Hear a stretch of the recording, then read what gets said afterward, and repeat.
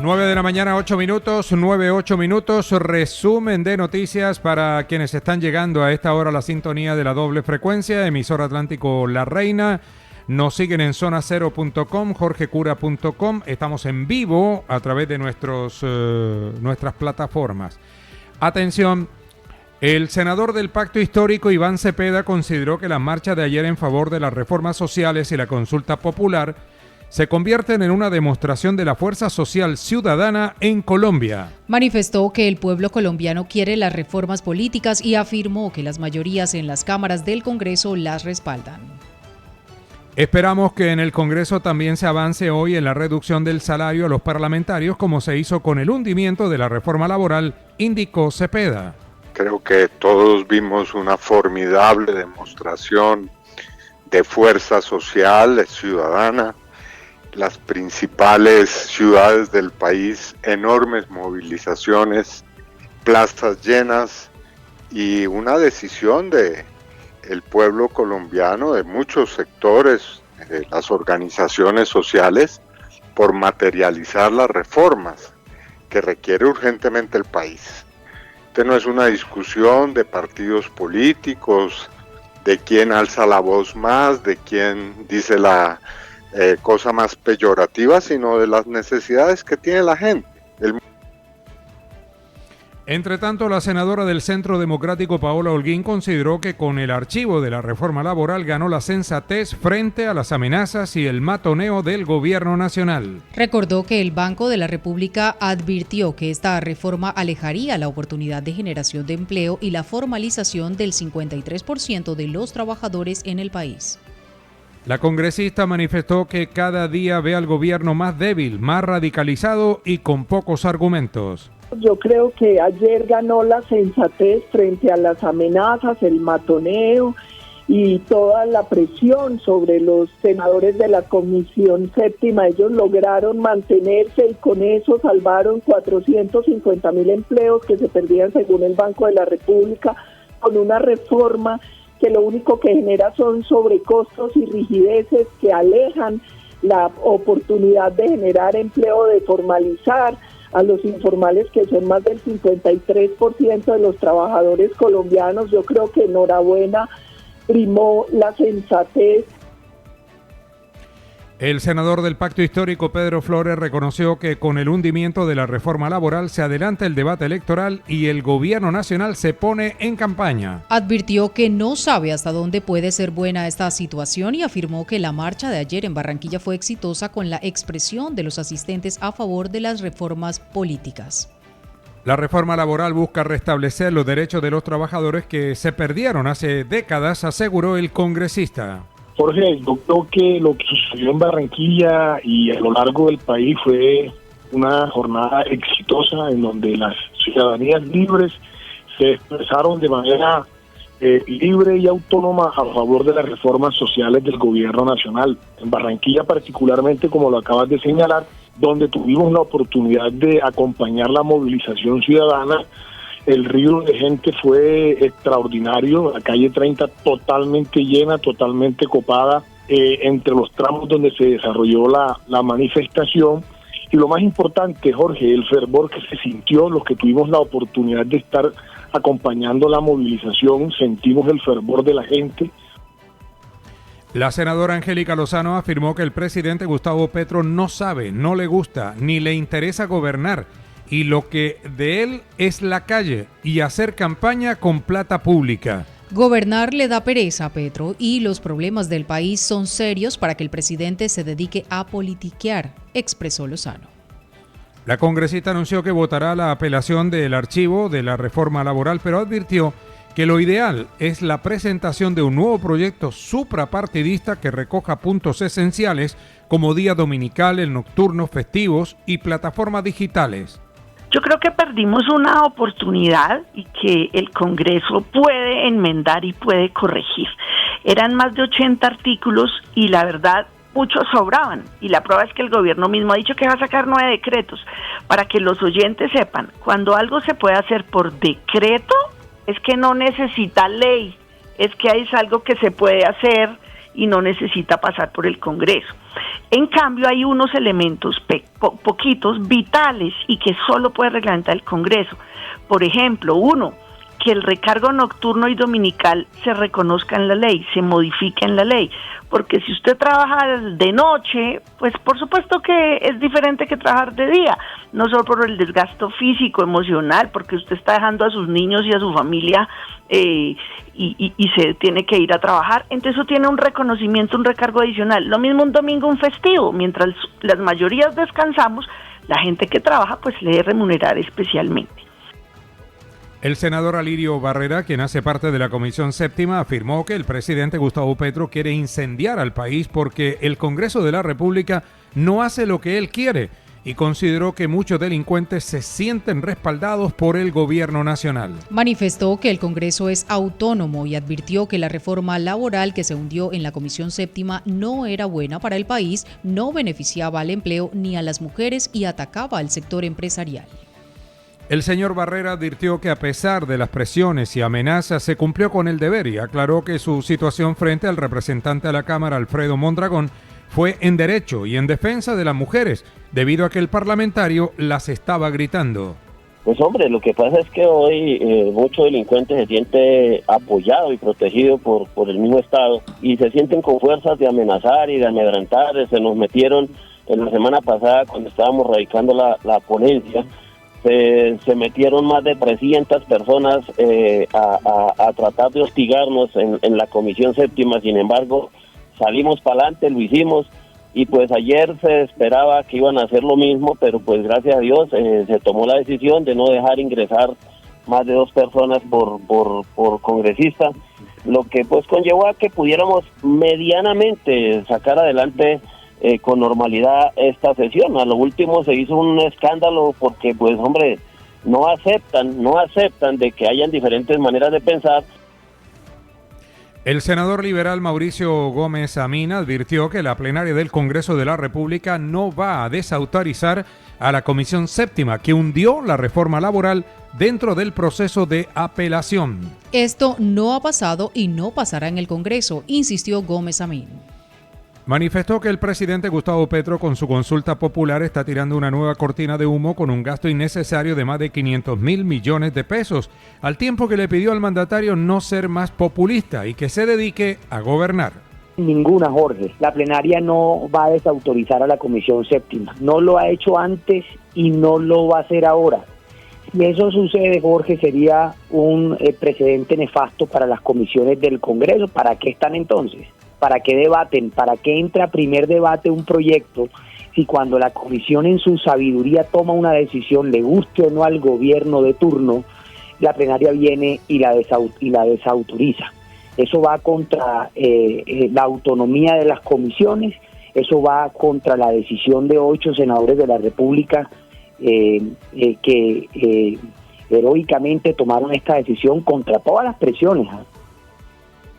El exministro de las TIC, Mauricio Liscano, advirtió que es una realidad que tanto el gobierno nacional, la izquierda y la derecha están en campaña política. Dijo además que se debe respetar las decisiones del Congreso aunque no se esté de acuerdo con ellas, así como es constitucional la convocatoria de la consulta popular por parte del presidente Gustavo Petro.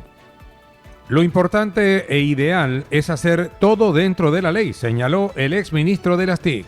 Pues yo creo que lo importante es hacer todo dentro de la Constitución y la ley, y es tan constitucional y tan legal que los congresistas hayan tomado la decisión de hundir la reforma. Eso es un deber, eso es un derecho de los congresistas. Yo creo que el país tiene que respetar, estemos o no de acuerdo a la decisión que toman los congresistas, como también está en la Constitución y en la ley la posibilidad de convocar a una consulta popular y mediante la aprobación de la plenaria del Senado de la República. O sea, los dos son mensajes constitucionales, mientras tanto el presidente como el Congreso se mantenga dentro de los mecanismos constitucionales. Yo creo que Colombia gana y no creo que nos tengamos que alarmar tanto porque se usen mecanismos constitucionales. Mauricio Liscano manifestó además que está dedicado a su hijo y que viene recorriendo el país, conociendo el pensamiento de la gente, dictando conferencias, y aclaró que no es por ahora precandidato a la presidencia de la República. El directivo de Acopi en el Atlántico, César Uparela, expresó su satisfacción por el archivo de la reforma laboral. Manifestó que esta reforma atentaba contra las micro, pequeñas y medianas empresas en Colombia. El mismo Banco de la República advirtió en su momento que se perdería más de 450.000 empleos en el país, anotó Uparela. Pues la recibimos con mucha satisfacción. ¿Por qué? Porque era una reforma laboral que atentaba completamente contra la micro, pequeña y mediana empresa. Metía a las MIPYMES en el mismo costal de las grandes empresas y de las multinacionales, cuando en verdad pues debe haber una política diferencial para este tipo de conglomerado empresarial. Mucha atención, noticia de último momento, se confirma un nuevo caso de feminicidio en el barrio Rebolo, en el suroriente de Barranquilla. El agresor ha sido capturado, según confirma la policía. En minutos ampliaremos esta información. Repito, nuevo caso de feminicidio en el barrio Rebolo, en Barranquilla. El presidente de FENALCO en el Atlántico, Rafael Madero, calificó como una decisión importante el hundimiento de la reforma laboral por parte de la Comisión Séptima del Senado. Expresó que los empresarios por el momento pueden estar tranquilos, anotando que esta reforma era agresiva contra el 97% de las empresas en Colombia. Es una decisión importante para el empresariado en Colombia, insistió Madero. Efectivamente, como lo indicas, ayer se hundió la reforma laboral. Ese fue un trabajo bastante arduo y consideramos importante esta decisión que han tomado en el Senado de la República. Creo que los empresarios en términos generales en Colombia deben estar bastante tranquilos ante esta situación, por cuanto los anuncios que estaban en dicha reforma eran bastante lesivos contra el 97-96% de las empresas en Colombia. El rector de la Universidad Autónoma del Caribe, Jorge Senior, confirmó que el Ministerio de Educación prorrogó por un año más su permanencia en el cargo. Manifestó que entre los considerando que tuvo el Ministerio de Educación están la superación de algunas irregularidades administrativas y la ampliación de matrículas. La Universidad Autónoma está saliendo del periodo difícil y se ve la luz al final del túnel, aseguró Senior. Sí, como estaba establecido en la resolución 2081 de marzo del año pasado, en la cual me designa por un año prorrogable un año más. Pues bien, ese año ya se cumplió y efectivamente se corrobora ahora la prórroga para el segundo periodo hasta marzo de 2026. La presidenta de Colfecar, Nidia Hernández, informó que debido a los más de 800 bloqueos de carreteras el año anterior, el sector transporte perdió más de 4.3 billones de pesos. Se perdieron más de 12.000 horas de trabajo y los bloqueos continúan en el 2025, quebrando a muchos transportadores en Colombia, expresó la líder gremial. Precisó que en el 2024 los mayores bloqueos se registraron en los departamentos de Bolívar, Antioquia, Atlántico, Córdoba y Guajira. Nosotros, de hecho, te actualizo la cifra, en el 2024, ya contando diciembre, cerramos con más de 800 bloqueos, fueron más de 12.000 horas perdidas y fueron en pérdidas 4.3 billones de pesos. Cuando contamos los 2 años, porque venimos haciendo esto desde el año 2023, año completo, sumando el 2024, estamos rodeando una cifra de pérdidas de 7.9 billones de pesos, sin contar las pérdidas a los otros sectores productivos. Solamente estamos contando el lucro cesante para el sector transportador. Digamos, en el año 2024, el top 5 de departamentos más afectados, el número 1 fue Bolívar, 2 Atlántico, 3 Antioquia, 4 Córdoba, 5 Guajira. Si te das cuenta, pues prácticamente está la costa atlántica. El jefe de servicio de la empresa Acuasur, Freddy Giraldo, denunció que se están robando el agua en algunas fincas y parcelas en comprensión de los municipios del municipio de Candelaria, Carreto y Leña. Explicó que la tubería de agua pasa por las fincas en donde se han detectado conexiones irregulares. Se trata de un abuso de los finqueros y propietarios de parcelas frente a los usuarios legales y el mismo municipio, manifestó Giraldo. Realmente es una gran preocupación que tenemos en la compañía. Nosotros somos los operadores del servicio de acueducto, Jorge, y te agradezco mucho la oportunidad de dirigirme a la audiencia en general del Atlántico y en especial del municipio de Candelaria, donde se manifiesta diariamente una gran insatisfacción por la prestación del servicio, especialmente en el tema de continuidad, que significa horas en que se recibe el agua en los grifos. Nuestro papel como operadores es asegurarnos de que hay un servicio de 24 horas con un agua de calidad, pero nos hemos enfrentado a una gran dificultad en este bello municipio de Candelaria por, digamos, las interferencias que tenemos de parte de muchas fincas y haciendas. La secretaria de Agua Potable del Atlántico, Lady Ospina, hablando del mismo tema, denunció que el robo de agua es un delito y ha venido creciendo en todo el departamento del Atlántico. Precisó que la problemática ya no se concentra en la zona costera, sino en comprensión de los municipios de Baranoa, Ponedera, Sabana Larga y Polo Nuevo. La situación es crítica y con el robo de agua en el Atlántico se podrían llenar 132 piscinas olímpicas, consideró la funcionaria.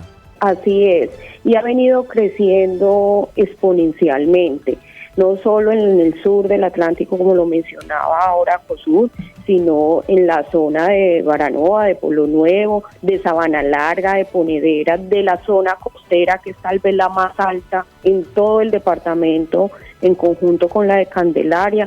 La situación es muy crítica y cuando uno mira las curvas de defraudación del agua potable en el departamento, ve cómo los picos son justamente en la época de sequía.